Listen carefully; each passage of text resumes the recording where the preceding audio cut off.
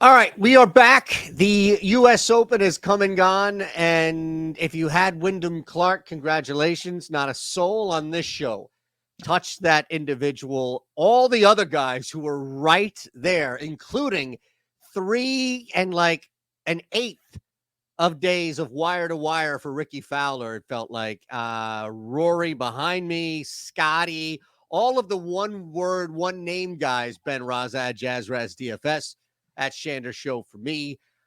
Look, I get it, man. Before we talk about Cromwell, and the only time you should ever be in Cromwell, Connecticut is visiting family of a significant other, or if your car breaks down on the way to or from Wow. Hartford, Connecticut, or if you're heading to the Travelers, Ben.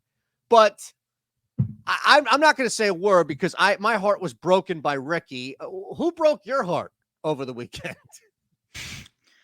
I'm trying to think of who broke my heart the most. Probably Xander. He was my favorite bet of the week. He was 8 under after the first day, and he never really contended. Like, he was there, but was he ever after the first day or so? It was never like, all right, Yep. this is Xander's time. Obviously, credit to Wyndham Clark. He played outstanding. He deserved to win. I was rooting against it. I like Wyndham Clark too. I was rooting for Rory when it got down to kind of a head-to-head matchup. Yep. I did not. I thought this course was going to be awesome, and I really didn't like it. I know a lot of players ripped it. I just didn't think it was Hovland. Hovland, Brooks, who don't get me started on Brooks. It was fine. I just didn't like it lacked a little juice or something, and there was certainly, it felt like randomness with some of those lies and whatnot. And even, of course, I get 18, it's a football field size fairway, but it felt a little anticlimactic that you could screw up your drive that much and really have no problems. But you know what? Everyone played the same course. Rory had 100 chances to roll one putt in, and he could not do it. And Wyndham Clark is a worthy champion. It was very cool to see. Not the guy I wanted, though. I had so many chances at outrights, and I could not find the magic bullet. But we move on to our neck of the woods. This is a pseudo home game for us.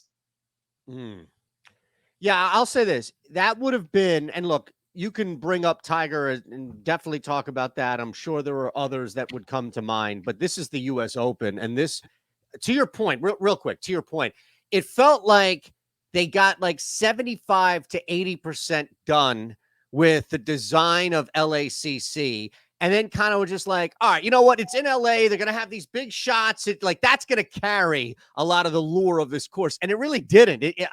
With your point there, where it felt like it was lacking or maybe even incomplete at times. But for Rory, and he's really the guy. I mean, Ricky, this would have been an amazing story for Ricky. Like, it's a great story personally for Wyndham, but I think I can speak for a lot of us when we were rooting for Ricky for different reasons. Maybe Rory is always going to be a guy you root for in this capacity.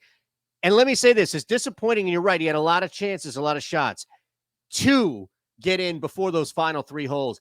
If he had caught Clark by birdieing one or two of those final three holes, that would have got, and ultimately won the U.S. Open, that would have gone down, Ben, as one of the greatest comebacks in the history of majors, because as bland and as blah as LACC was, those final three holes were designed for you to not come back on anybody on Sunday. And for Rory to have done it, and he probably would be the only one in that field to do it, maybe Scotty if he could ever freaking putt.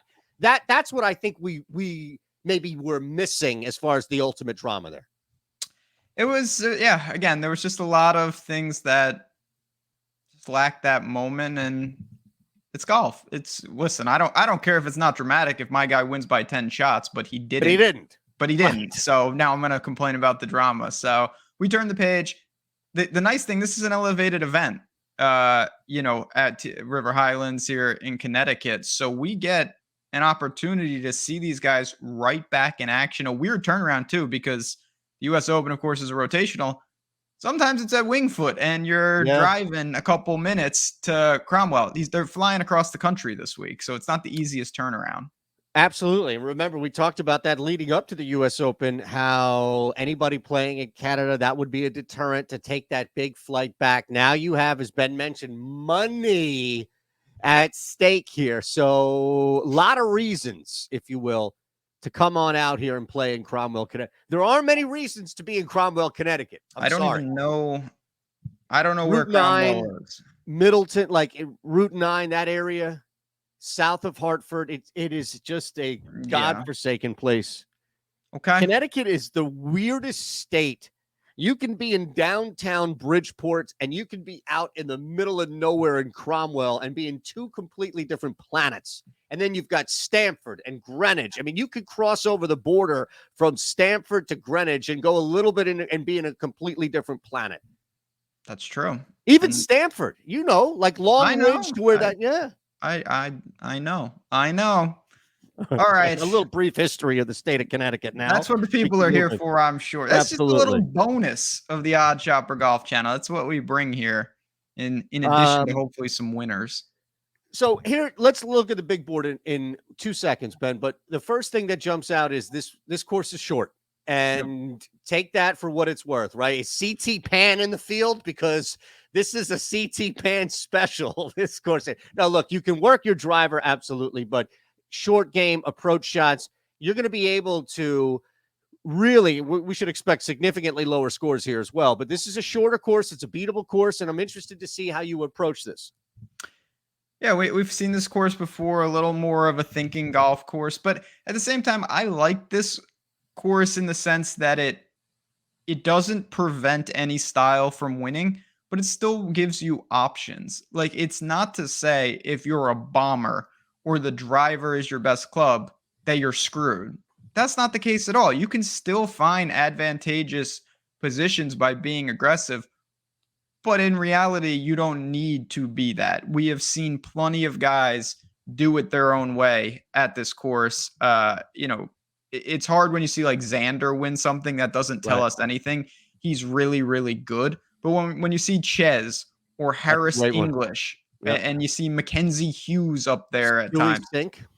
Yeah, I mean, it's those type of golfers show you that anyone can compete here. So we get the elevated event. We get the big names.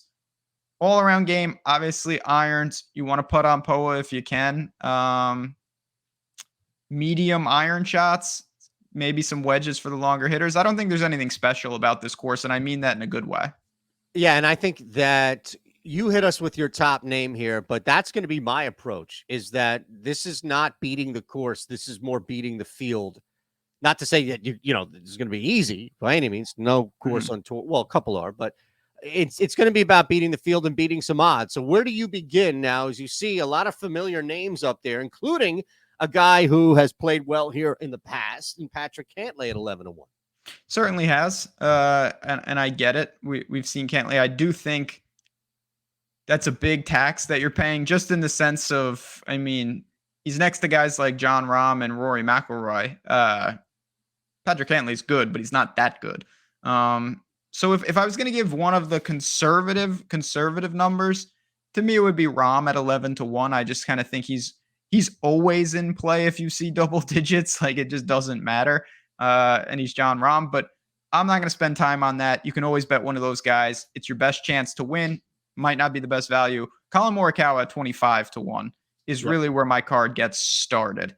I think that he's getting closer. We liked him at Memorial. He was right in the hunt there. Came in 14th at the U.S. Open. He gained with the putter for a change. POA is his best surface. His irons are elite, and the number is good. I mean, I like Tommy Fleetwood a lot. I'm not betting a guy with 0 career PGA Tour wins at 25-1 in a field like this. I just can't do it. He is designed to win this event, right? The iron, and just, you can if you can pinpoint this ball off your approach shots, and you mentioned from irons to long irons to wedges for Morikawa, to be able to pinpoint a ball on the green and not have to worry about a 10 to 12 foot putt to score is exponentially beneficial for a guy like Morikawa. And yeah, we saw that sign in the U.S. Open. I love this. This is a top play here. Absolutely going to tail it. I know we skipped over him, but I think he's worth a mention, Ben, not just because of what happened last week, and I'm sure the odds have dipped a little bit as a result, but strokes gained off the tee, strokes gained approach. It's a Pete Dye course, as you just referenced, the iron play from Morikawa. Victor Hovland is probably all but forgotten because he just did not like the LACC. As you mentioned, Brooks was another guy, but when you are vocally against a course that you just played, you can add something to that. Look, Victor Hovland clearly did not come out there and put everything he had into making it work. It was more the matter of the opposite. I'm sure his odds have taken a hit as a result of that. 20-1 in the field here with other guys where he still is tops in strokes gained approach and strokes gained off the tee. That's a guy that I would take a look at. Maybe not the 20-1 if you like, but I'm certainly going to take advantage of him in some matchups if I can, and ultimately a top 20 play. Listen, I have no problem with Hovland. His odds are perpetually down there. He's an elite player, and he's had some success at Travelers. Could have easily gotten in the hunt. He couldn't putt one year when he dominated tee to green, and he was fine last week. The thing that struck me most about this board is some names have gotten absolutely crushed already, and we're still pretty early in the week. I mean, Russell Henley is down. 35-1. I mean, that's unbettable. And I No. like Russell Henley quite a bit this week. But if you didn't catch him at 60 or 70, I think you've really missed it. And I missed it. So I'm just like moving on to some of these other names. What do you make of a guy like Ricky? Because it's hard to know how Not you good when you're react. asking me. Well, I don't know. I don't want to be the one to say something crazy. I'd rather have you do it. It feels about right. I think that's a fair number. I didn't put him on my card just yet. I think I'd rather go to Decky maybe, but Just there's bear a lot with of me. I'm interesting curious names. to see what he's. I'm sorry, Ben. I'm curious to see what Ricky is top 20 before you move on. That's all. Yeah, so nearly 2-1. 170. Yeah. I probably would stay away from Ricky Fowler this week as a whole, but I'm with you on Decky. I mean, it was not a good Sunday, right? 40-1. You like that? I think that's again playable. You can't play everyone. I look at Decky. I liked him last week, and it was uneventful. He came in 32nd. He lost 6 strokes putting. He was unreal with his irons. There's more there. He played better in some regards than he scored, I think. So I don't mind sticking with that. I did, and I do have some interest in Sunjay. You want to shop this. 45 is a little less than I wanted. There were some 55s and I believe even 60s out there. I know I grabbed him. He was one of my first clicks, and I don't know. He's been all over the place, not in a good way. He's missed 3 of 4 cuts. The only thing I'm going to reference here, and then I'll pass it back to you. There's not a lot of data on this, but Sunjay hit a bad stretch last year. He missed 2 straight cuts and came in 81st in 3 consecutive events, and then he went second in his next 2. So he's proven he can go from it looks really bad to contending in a span of a week. He's already done it, and I think that he could easily do that at some point in 2023. Yeah, I think the 45 and look, 60-1 that you referenced is more a reflection of that. You're catching somebody in cycles, up and down, and that's just off. Sungjae to be 60-1, even in this event with an elevated field, he's part of that elevated field, if you will. 60-1 feels like something is just off, and you'd have to bet that just on GP, like just on the fact that it's there, and you'd have to jump on that alone. So I'm with you. And look, you can also work him as well if you believe that this is a bounce back opportunity for him. And you mentioned it doesn't take long. He's an easy worst to first guy where he can miss a cut and bounce back and finish top 10. I'm going to bring 2 names up here because one of these numbers I think is off. And look, I'm just using what's in front of us here. Again, Ben mentions shop, always shop, always shop. I'm going to go with one of these 2 names, but one of them seems off. Either Brian Harman has been reduced to 55-1 and should more be in this Harris English, maybe even Shane Lowry, Thigala range at 65-70-1. And because of his history, because he's a horse for this course, he has been reduced in an elevated field. Or Jason Day has been dropped to 55-1 and probably should be more in that 50, arguably Sungjae 45-1, despite struggling at the U.S. Open, has a really good history of finishing strong here at River Highlands. So one of these seemed a little off to me, and I think I can make an argument for both. So you definitely can make an argument in different iterations. It's actually a perfect time I mean, I'm obviously going to say what I use for this, and I know you do too. Odd Chopper. Like Odd Chopper, one of the many things they have is where you can quickly and easily see this. So I just went to Jason Day. He is down to 45 to 1 at one book and upwards of 60 to 1 at another. So you're really finding him mostly in the 55-ish range. When I look at Brian Harman, it's a little more all over the place. Brian Harman is 80 to 1 Yeah, at BetMGM there you go. and 55 to 1 at a site like DraftKings. So if you're going to bet Brian Harman, you would be insane to bet him on DraftKings. And I think that's the outlier. Just again, quickly and easily looking to OddsShop. If you want to sign up and use that, you're talking about $1 a day for a month with that promo code. It's ridiculous right now. But yeah, I think that Brian Harman's the outlier here, and I would not bet him at that price. No, a day makes a little more sense. It's probably a little bit beneficial because you didn't get anything at all in the U.S. Open. But now Brian Harman at 80 to 1 with his history here at the U.S. At River Highlands. I mean, look, people said the same thing about Ches after he won, right? So this is a guy that I want to come back to, especially at 80 to 1, but I'm not taking him any less than 80 to 1. Yeah, I mean, you have to always maximize your number. It's just I don't care where you do it. Obviously, I use OddsShopper, of course, because they've got a million tools and it's our stuff that we've developed. But you just have to make sure you're getting the best number wherever you do it. Right. And that's really, really important stuff.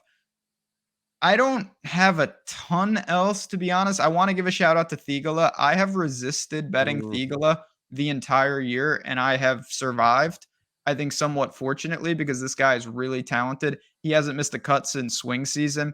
He's playing really, really, really good golf. He gained in all 4 categories last week at the U.S. Open. 70 to 1. Guy's already got numerous top fives in his career. He was the runner-up at Travelers last year. I like the spot quite a bit. My biggest concern, he played Memorial, in Ohio, went to Canada, flew to LA, and now he's here. He's played 4 weeks in a row in all different parts of this country and in Canada. He's a young guy, though. I still think he'll be fine. That's probably my biggest knock on Thigala. But if you're going to get 70, maybe even a little better, I like that as kind of my longer shot on the board here. just he can be so inconsistent en route to like a top 20. So I guess if you're betting in the finishing standpoint, that's fine. But I'm not going to touch him in a matchup. That's for damn sure. Yeah, that's Nobody fair. down here. Nobody down here. Well, Benny on, my man Benny on always. But this is where, yes, you can Where's look for Adam that. Svensson? Come on. No, I don't. Is he even in the field? Hey, He's Bez got, is here. okay. Here you go. 250. Yeah, that's what we want to do. 14 to 1. Adam Svensson, top 10. Okay. In fact, I'll even meet you halfway. Give me a top 20 for Adam Svensson. That's got to be what, like 5 to 1. Look, you want to talk about look at Ches, he's 5 to 1. You want to talk about metrics, all right? 550 to 1. I'm not even going long shot to win outright, Ben. The long shot I'm giving you is a top 20, 550. Okay. Svensson, you want strokes gained off the tee, strokes gained approach, putting on poet, like anything you want here. No. He is at least relevant in stat category. He's just completely off your radar because he's Adam Svensson, be honest. He's been playing pretty shitty, to be honest. That's probably my biggest knock. He's a good player, and I like him. He's just got to flip his irons, which are strong historically.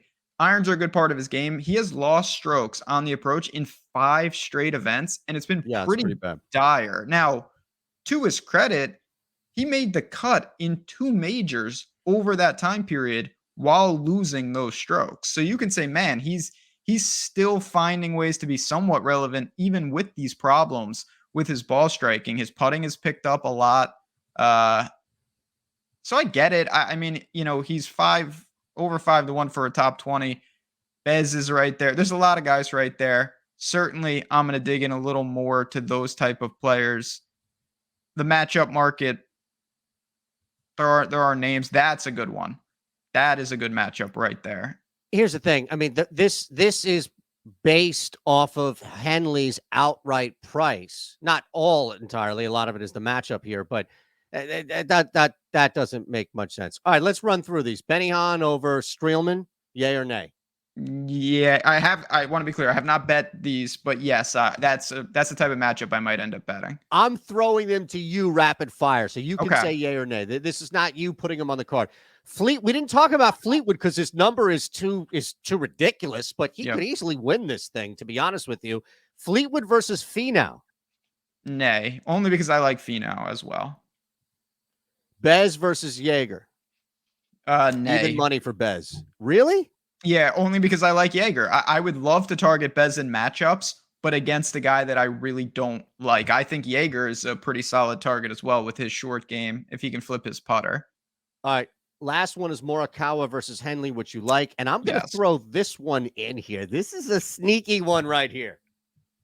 I mean, when you're doing matchups with the elites, it's always a dangerous game. But I mean, what did Oddchopper and a lot of places point out last week? The Rory versus Brooks matchup was maybe like the most talked about matchup, and Rory his price was all over the place, and it worked out if you backed him. So where did Eric Cole get on the screen? Because I told you last week, never do this. And I did the parlay, top 40, top 20, Cole Fowler. Cole sneaks in there. Eric Cole, man, all right? When this guy wins it, he's my griot, all right? Leave me alone. It's fair enough. We all have our guilty pleasure guys that we just I mean, Bez is becoming that guy for me. I know. Which is an expensive habit, but I like it. One last thing for me before we bounce on out of here, I do want to say, and I've had a couple people mention this to me, and unfortunately in New York, we've been talking about some of these books. Bet365 is another one. I know they're on the screen, and you see it there.